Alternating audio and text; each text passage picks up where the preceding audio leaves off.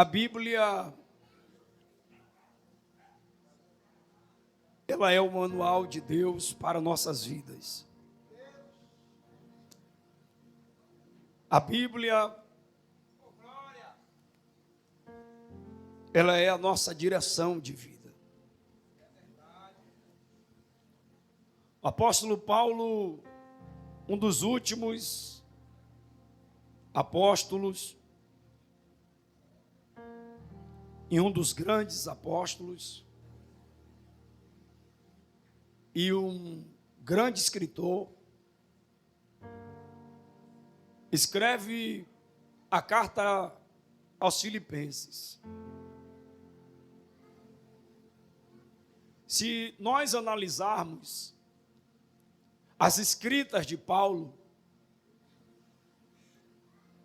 a gente precisa tomar cuidado, porque são palavras bastante complexas e de difícil entendimento. Se o apóstolo Paulo estivesse vivo nos dias de hoje, ele seria aquele pregador eloquente e que fala bonito, e que tinha palavras ricas para descrever a grandeza e o propósito de Jesus. Com esse análise rápido da complexidade ou da dificuldade de entendimento das cartas de Paulo, eu já quero te dizer que não é pecado escrever bem, não é pecado falar bonito, e muitas das vezes, no calor da emoção, a gente acaba espancando aquele que tem uma boa oratória, espancando aquele que busca verbalizar as palavras com a riqueza de detalhe. Simplesmente por quê? Porque eu tenho dificuldade de falar bonito, então eu preciso bater em quem fala bonito. Isso não é evangelho. Até porque as cartas de Paulo em Filipenses, nos versículos anteriores, ele nos ensina que precisamos olhar um para o outro e ter um como superior ao outro. Ele não manda que eu olhe meu irmão de cima a baixo, menosprezando. Não é isso que a Bíblia nos ensina. A Bíblia nos ensina que, apesar de eu ser um pastor e alguém ser o diácono, eu preciso ser o exemplo e tratá-lo como superior a mim. É a Bíblia que diz. Embora saibamos de cada um a sua importância e o seu propósito no reino, mas é a Bíblia que diz,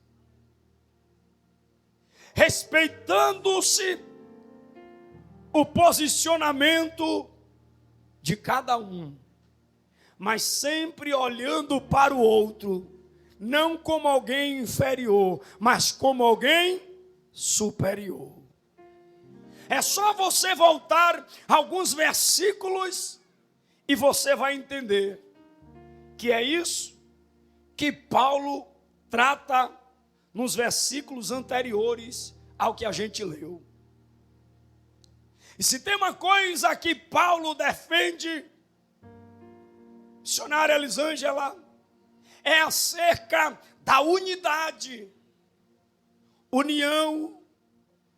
Só que Paulo vai deixar algo bem claro: só consegue viver em unidade aquele que sabe se comportar de maneira humilde. Não espere união, unidade de quem não tem humildade.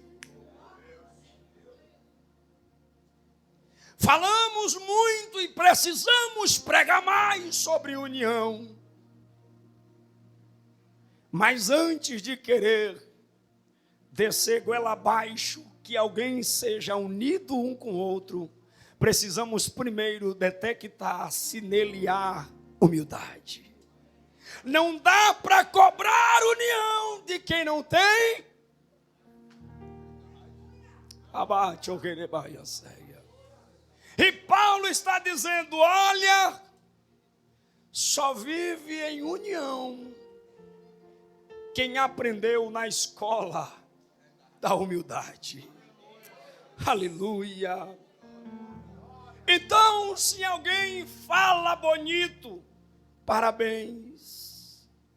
Se alguém tem dificuldade de verbalizar tão bonito quanto você, o importante é que ele ou ela é uma mulher, é um homem de Deus.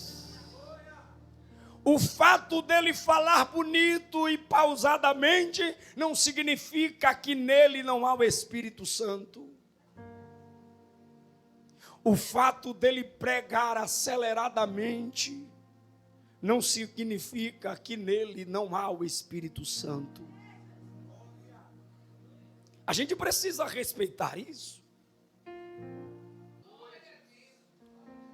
E assim muitas maravilhas que Paulo fez, ao ponto daquele povo começar a se converter, e eles não suportaram, as lideranças governamentais não suportaram, e mandaram pegar Paulo, e jogaram Paulo na prisão. Sabe por que Roma pega Paulo mesmo ele estando em Filipo? Porque Filipos ficava entre a Ásia e a Roma. E quem dominava a região de Filipos era Roma.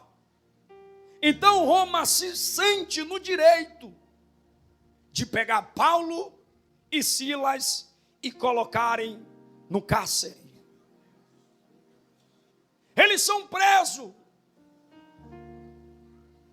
Só que Paulo, após ser livre, ele vai mais uma vez para lá. Só que dessa vez, Paulo não vai somente para pregar. Paulo vai para estabelecer a igreja de Jesus. Ali ele conhece pessoas e homens disponíveis e mulheres. Só que Paulo, mais uma vez, é preso. E quando Paulo estava preso, a igreja estava caminhando. Só que um homem por nome de Epafrodito, nome bonito para colocar em criança, Epafrodito, reúne com a igreja e fica preocupado com Paulo. Ei, a igreja de Filipe entendeu tanto a missão de Paulo, que era a igreja que ajudava ele financeiramente. Paulo nunca pediu, mas a igreja se dispôs a ajudar. Tanto é que quando Epafrodito vai visitar Paulo, ele não vai lá de mão vazia. Ele leva uma quantia aonde a igreja separou para ajudar Paulo financeiramente. Quando chega na cadeia, no cárcere, Paulo recebe Epafrodito e começa a perguntar como é que está a igreja. E ali Epafrodito relata a Paulo algumas coisas, alguma situação, e aí Paulo vai começar a escrever para aquela igreja. Da onde, pastor? De dentro da prisão. Ou seja, está preso, mas está fazendo a obra. Está encarcerado, mas está fazendo a obra. Enquanto tem gente que está livre, não quer fazer nada.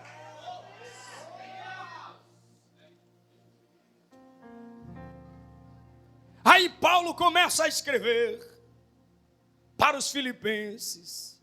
Ele tinha uma dívida de gratidão. E começa a escrever. Aí Paulo pega a caneta, pega o papiro, e ele vai para o capítulo de número 2. E ele escreve: de sorte que haja em vós o mesmo sentimento que houve em Cristo Jesus, que sendo em forma de Deus, não usurpou querendo ser igual. Você já parou para pensar no que Paulo está dizendo? Olha só, Paulo está descrevendo a vinda de Jesus pela primeira vez na terra. Olha o que Paulo está dizendo. E mesmo sendo em forma de Deus, Paulo está dizendo que Jesus tinha a mesma forma de quem? Aí ele diz assim: que haja em vós o mesmo sentimento, o mesmo comportamento, as mesmas atitudes que ele teve. Primeira coisa que eu preciso entender: por que eu preciso, Paulo, me comportar igual a Jesus, conforme você pede nesta carta? Aí ele diz, é que ele, mesmo sendo em forma de Deus, ele não usurpou, querendo ser igual a Deus. Se você notar o texto, Paulo vai dar 3 formas para Jesus. Quantas formas? Primeiro, forma de Deus. Segundo, forma de servo. Terceiro, forma de homem. Aí ele diz assim: na sua forma de Deus, ele nos dá um exemplo. Como exemplo, ele não usurpou. Espera aí, mas Paulo, ele não já tinha a forma de Deus? Ele está vindo, mas ele sabe que ele já tem a forma de Deus. E quando a Bíblia diz que ele não usurpou, o que ele quer dizer com isso? É mais ou menos assim. A palavra usurpar quer dizer tomar o poder de maneira leviana ou de maneira forçada. O que Paulo está dizendo? É que mesmo ele já sendo reconhecido como Deus, ele preferiu passar pelas provações e dificuldades, para quando que alguém na Assembleia de Deus dissesse, digno é Jesus Cristo de ser adorado. Por quê? Porque ele mesmo sendo Deus, ele passou pelos processos de humilhação.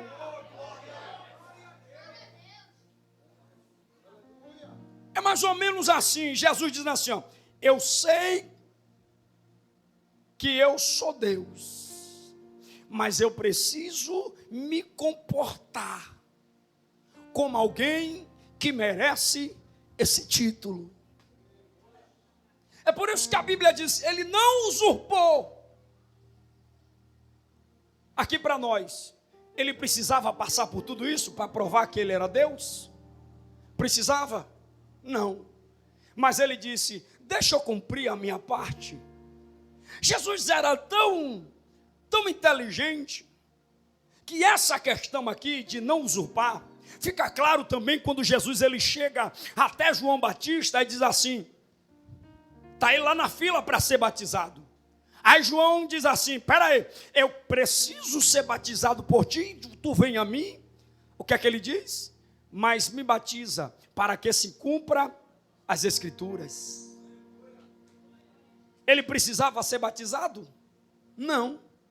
Mas ele se batizou para ser o quê? Exemplo. Ele precisava provar que era Deus? Não. Mas ele disse: eu não quero o poder de mão beijada, deixa eu passar pelo processo, aleluia. Ou seja, ele até sabia que a honraria já estava para com ele, aleluia. Mas ele disse: eu não preciso usurpar, eu não preciso tomar posse de algo que já me cabe, mas eu preciso passar para que alguém reconheça que eu sou merecedor. E ele passa. Aí a Bíblia diz que mesmo sendo em forma de Deus, ele não usurpou querendo ser igual a Deus. Mas quando a gente vai estudar sobre Satanás, Isaías no seu capítulo 14, se não me falha a memória, a Bíblia faz menção ali ao rei de Tiro. O rei de Tiro era um homem que governava com punhos de aço. Ninguém ia contra ele, porque era um homem carrasco. Só que chegou uma época em que Deus, ele resolveu baixar a guarda do rei de Tiro. Começou a humilhar ele, para que ele soubesse que o maior é Deus. Aí nos textos, ele diz assim: como caíste, ó estrela d'alva, ó estrela da manhã. Só que quando eu li isso, pastor Junei, me deu um pouco de nó na mente, porque em Apocalipse, Jesus também se declara como estrela da manhã. Ele diz assim: eu sou a raiz de Davi, a brilhante estrela da manhã. E aí, pastor, quem é a verdadeira estrela da manhã? Porque o texto ali está fazendo menção ao rei de Tiro. Mas existe uma linguagem que conhecemos como linguagem alegórica. E a maioria dos estudiosos entende que essa aplicação, ela cabe a Satanás. Só que detalhe, a pergunta é: quem é a verdadeira estrela da manhã? Porque se Isaías está dizendo que o rei de Tiro, e esse texto se aplica perfeitamente a Satanás, porque que Jesus também está dizendo que é a estrela da manhã, a brilhante estrela da manhã. Jesus verdadeiramente é a brilhante estrela. Isaías aqui está usando um termo de zombaria. Como assim, pastor? Alguém vai olhar para o rei de Tiro e vai começar a zombar dele e dizer: oh, como caíste, hein? Estrela da manhã. Ou seja, dizendo para ele que ele se sentia a estrela. Só que aquele que se sentia estrela, caiu. Tanto é que logo mais adiante, o texto vai dizer que as pessoas olhavam para ele e vai dizer assim: era esse homem aí que andava colocando medo nas nações? É nada. Olha o estado que ele está. Isaías está mais ou menos dizendo isso.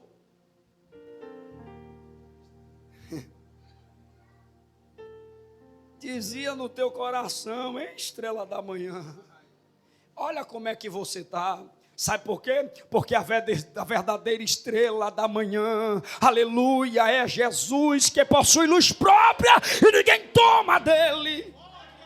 Detalhe é que Jesus, sendo quem ele é, não usurpou querendo ser igual a Deus. Já Satanás queria colocar o seu trono acima do trono de Deus. Que é isso, pastor? Ei, Quem não honra o lugar que está, vai ser jogado para o lugar aonde não queria estar. Quem não honra onde Deus te colocou, será colocado em um ambiente que nunca desejou estar. Lugar de vergonha. E Jesus aqui está dando um exemplo lindo e perfeito. Mesmo sendo Deus, não usurpou, querendo ser igual a Deus. Detalhe, não é que ele desconsiderava a sua natureza divina, não é isso. Até porque, quando um dos discípulos chegaram para ele e disse assim: mestre, mostra-me o Pai. Ele disse: quem olha para mim, vê o Pai. Aí a Bíblia diz que, sendo Deus, ele não usurpou, mas tomou forma de servo. Só que detalhe, para chegar a servo, olha o que é que ele faz. A Bíblia diz que ele esvaziou-se de si, e depois que ele esvaziou-se, ele tomou forma de servo. Espera aí, pastor, vai apertar, mas vai ser por bem. A ideia aqui é, primeiro ele se esvazia e depois ele se torna servo. Não é como alguns de nós pensam. Alguns de nós pensam, primeiro eu me torno servo para depois eu me esvaziar. No reino de Deus é diferente. Só dá para você servir se você primeiro se esvaziar. Só dá para você servir, ser servo, primeiro quando você se esvaziar. Enquanto estiver cheio de si, não serve para servir ninguém. Labancho querebaia ceia.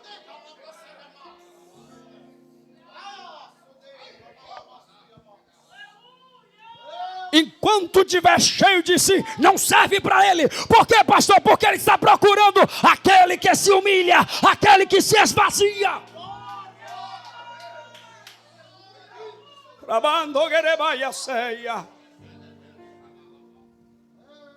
E detalhe, ele primeiro se esvazia para depois se tornar. Ei, no final, o local que ele vai é surpreendente. Por quê? Porque o final é: e todo joelho que existe embaixo da terra, espera aí, mas não está todo mundo morto? Está todo mundo morto, pastor Volney. Mas Paulo está dizendo, mesmo morto vai ter que reconhecer que ele é Senhor.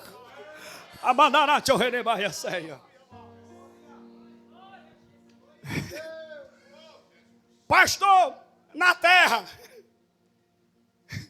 quem não tem as pernas vai ter que dobrar o joelho do mesmo jeito. É a Bíblia que está dizendo. Porque é o nome dele, todo joelho se dobrará, debaixo da terra, na terra e também em cima. Sabe o que a Bíblia está dizendo? Ele será.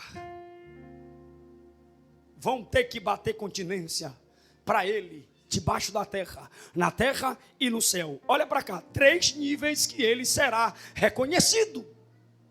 Debaixo da terra, na terra e... 3 formas que ele tomou: forma de Deus, forma de servo e forma de homem. Quando a Bíblia diz que ele se esvazia e toma forma de servo, mas no final, quando a gente vê ele sendo glorificado, qual é a ideia de alguns? Espera aí, eu sirvo a um servo que virou Deus. Não. Você não serve, Você não adora um servo que virou Deus. Você serve a um Deus que, para te salvar, tomou forma de servo para alcançar você. Mesmo sendo Deus, não usurpou querer ser igual a Deus, mas esvaziou-se de si mesmo, tomou forma de servo. Aleluia.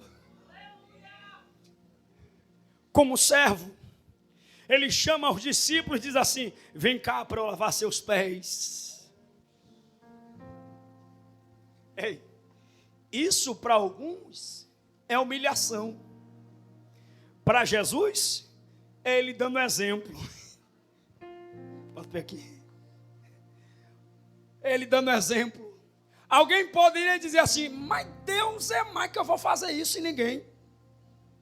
Para Jesus, que sabia de onde veio e sabia para onde iria, isso aqui para ele não era nada. Por quê? Porque ele veio do céu, foi para a terra, mas voltou para lá. Ei, você sabe de onde você veio? Você sabe o que você está fazendo? Você sabe para onde você vai? Porque quem sabe de onde veio e sabe para onde vai, não tem medo de passar pelos processos aqui na terra.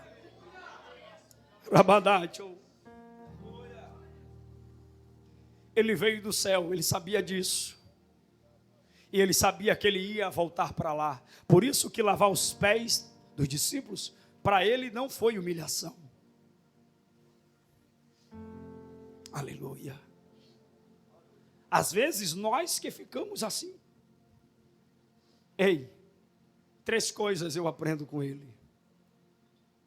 Como Deus, ele não usurpou. Como servo, ele se esvaziou. E como homem, ele foi obediente.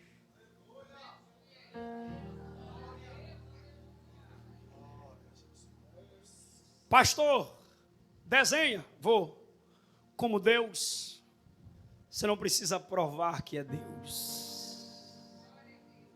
Você só precisa aceitar, porque você sabe quem você é. Quando você sabe quem você é, você não precisa estar provando nada para ninguém. Ele sabia que era Deus e disse: espera aí, o poder vai vir novamente, mas de uma maneira processual, como todo mundo tem que passar. Como servo, ele precisou se esvaziar. Como homem, ele precisava ser obediente. Detalhe, a obediência dele ultrapassa as nossas. Sabe por quê? Que a Bíblia diz assim, ó: e ele foi obediente até a morte, e morte de cruz.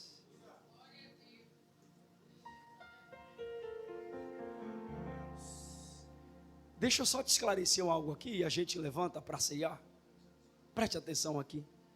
Quando a Bíblia está dizendo que ele foi obediente até a morte, não é que ele obedeceu à morte, tá? Até porque quando ele ressuscitou, ele foi até as partes mais baixas e tomou a chave dela. Você lembra? Ele não está sendo obediente à morte. Não é a morte que está mandando em Jesus. É ele que está se entregando para obedecer a quem te enviou. Aleluia.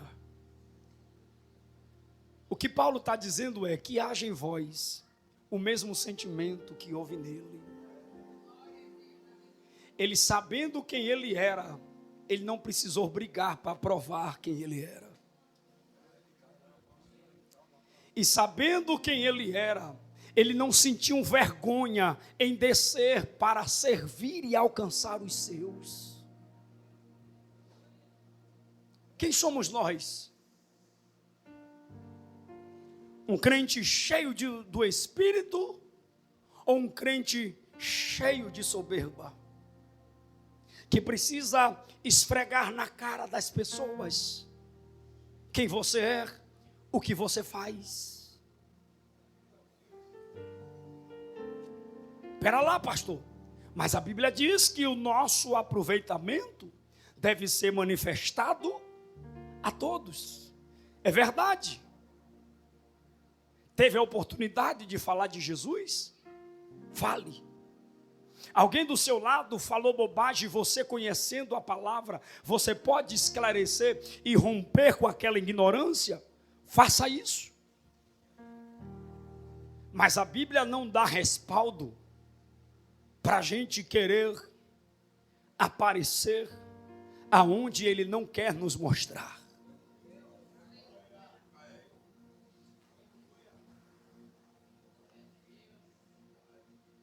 Se coloque de pé.